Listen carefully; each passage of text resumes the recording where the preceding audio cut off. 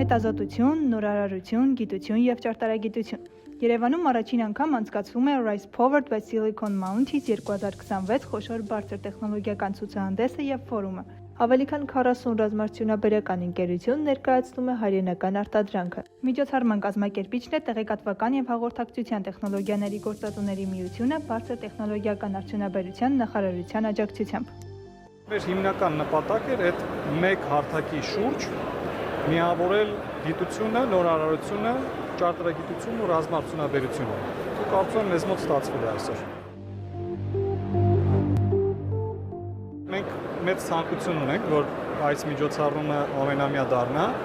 բայց ուզում եմ նշել, որ Silicon Mountain-ը այլևս ցուցադրություններով է լինելու։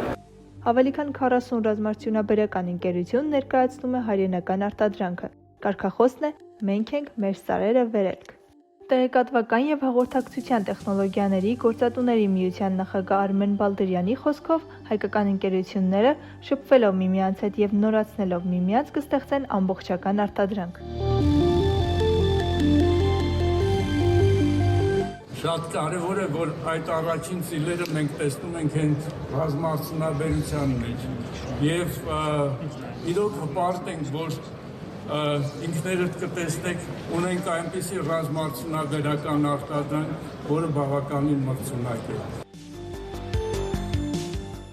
Ցուցադրված է ԱԹՍ-ից նետվող, ԱԹՍ-ին ամրացվող նռնակներ, RPG-7, RPG-7 նռնականետից արձակվող PG-7 տեսակի եւ OG-7 տեսակի նռնակներ, պայթուցիչներ եւ ԱԹՍ-ներ հայկական արտադրության, որը ամբողջությամբ արտադրվում է Հայաստանում։ Առանձնահատկությունը այս նռնակների ապահովության գործակիցն է, ինքը ներքևում օպերատորի համար անվտանգ է, մինչև որ օդ չի բարձրանում ու համապատասխան ժամանակի թռիչք չի կատարում, չի լիցքավորվում նռնակը։ Առաջին եռամսյա ծրագրի շրջանակում պետությունը պատվերների միջոցով 172 միլիարդ դրամի ուղիղ ներդրում է կատարել ոլորտում։ Բարձր տեխնոլոգիական արդյունաբերության նախարար Մխիթար Հայրապետյանի խոսքով այս էր պատճառը, որ կառավարությունը որոշում կայացրեց շարունակել երկարաժամկետ պայմանագրերի մշակույթը, որն արդեն իսկ կայացված որոշումներով ամրագրված է 190 միլիարդ դրամի շրջանակում։ Ինչ դուք տեսնելու եք այսօր եւ վաղը Կարեն Դեմիրճյանի անվան մարզահամերգային համալիրում, թե դրսի հատվածում եւ թե ներսում, ընդհանրապես հաշված տարիների պատմություն ունի։ Դրանում է իմ կարծիքով նախ եւ առաջ կայանում ամբողջ այս իրադարձության հմայքը։ Այն ամենը, ինչ մեզ հետ կատարվում է այսօր, հենց դրանով է նշանավորվում, որ մենք միայն վերջին մի քանի տարիների ընթացքում ենք կարողացել իրապես զարգացում գրանցել ռազմարտությունաբերության ոլորտում։ Եվ սա կոնկրետ որոշման կամ որոշումների